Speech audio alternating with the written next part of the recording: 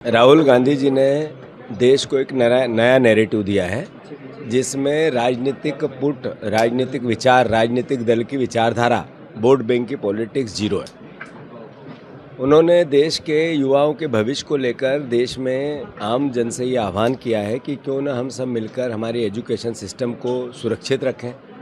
आज जिस तरीके का एजुकेशन सिस्टम है जिसमें आए दिन पेपर लीक होते हैं, बार बार नौकरियों में धांधली होती है, सब में पीछे से बीजेपी के लोग होते हैं। मध्य प्रदेश इसकी राजधानी, आप देखो कि यहाँ पर कोई एग्ज़ाम बिना घपले और घोटाले के नहीं होती। पेपर लीक ये आम हो गया। शिक्षा को लेकर हमारी सरकार ने क्या स्थिति ला दी, इसका सबसे बड़ा उदाहरण है कि 50% पद हायर एजुकेशन के और स्कूल एजुकेशन के खाली पड़े हैं। 37,000 करोड़ रुपए का बजट है स्कूल एजुकेशन का, पूरा भ्रष्टाचार की भेंट चढ़ता है।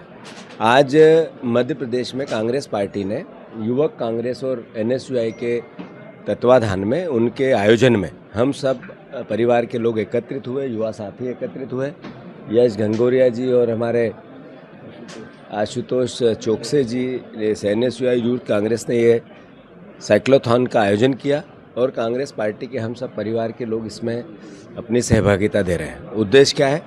उद्देश्य है कि मध्य प्रदेश में KG से लेके PG तक क्यों 25 साल की बीजेपी की सरकार होने के बाद फ्री एजुकेशन नहीं मिलना चाहिए? मिडिल क्लास का आदमी अपने बच्चे को क्यों नहीं पढ़ा सकता है? गरीब आदमी अपने बच्चे को क्यों नहीं पढ़ा सकता है?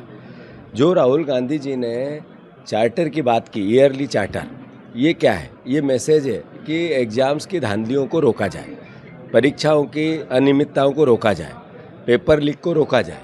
जो हालात नरेंद्र मोदी जी ने देश में इस संदर्भ में किए हैं, 90 बार पेपर लीक, मतलब 12 साल में लगभग हर महीने पेपर लीक कहीं न कहीं देश में हुआ है।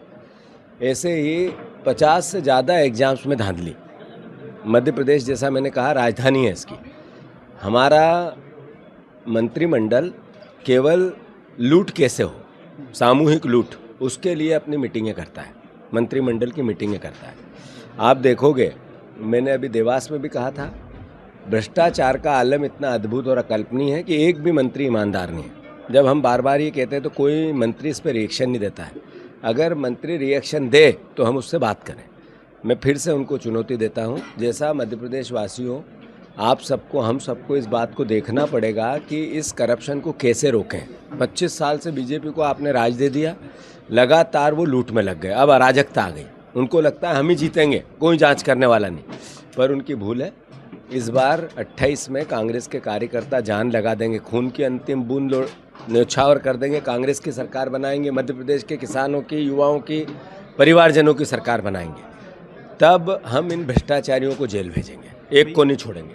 भैया, दिग्विजय सिंह ने कहा है कि नरोत्तम मिश्रा का टिकट हमारी वजह से कटा है क्योंकि हमने विरोध किया था, इसके लिए टिकट। आज सिर्फ साइक्लोथॉन, जब एजुकेशन की बात हो, गैर राजनीतिक विचार की बात हो, बच्चों के भविष्य की बात हो, आपके बच्चे के भविष्य के लिए हम लड़ाई लड़ें, और आप ये इतनी राजनीतिक हल्की बात मैं नहीं करूँगा।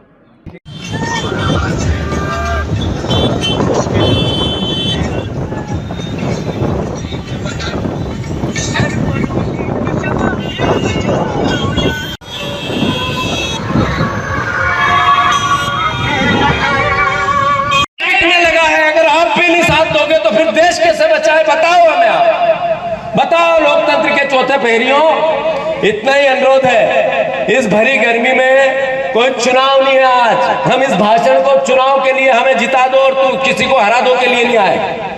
न्याय करो, देश बचाओ, लोकतंत्र बचाओ, शिक्षा बचाओ, कानून बचाओ और पत्रकारिता की कलम को बचाओ। इसके लिए आप लोगों के सामने आग्रह कर रहे हैं। भारत माता की धन्यवाद। पे बात करेंगे।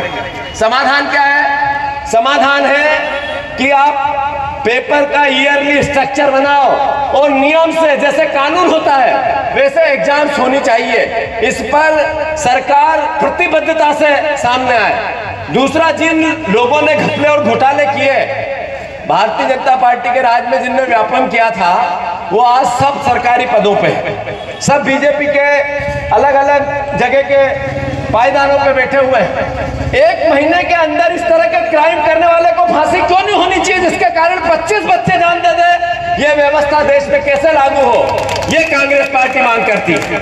हमारे यहाँ पीएससी की एग्जाम होती है, कई बच्चे पीएससी की एग्जाम के इंतजार में ओवर एज हो जाते हैं, रिटायर्ड हो जाते हैं, 5 साल 10 साल प्रयास करते हैं और फिर बूढ़े हो जाते हैं। मैं मध्य प्रदेश की सरकार से भी मैं साधुवाद देता हूँ जीतू भाई आपको, आपके संघर्ष को, और ये आपका संघर्ष अकारत नहीं जाएगा, ये संघर्ष रंग लाकर रहे। आपके राज्य की खबरें, आपके शहर की खबरें सबसे पहले जानने के लिए देखते रहें अमर उजाला। चैनल को सब्सक्राइब जरूर कर लें और पाएं हर अपडेट।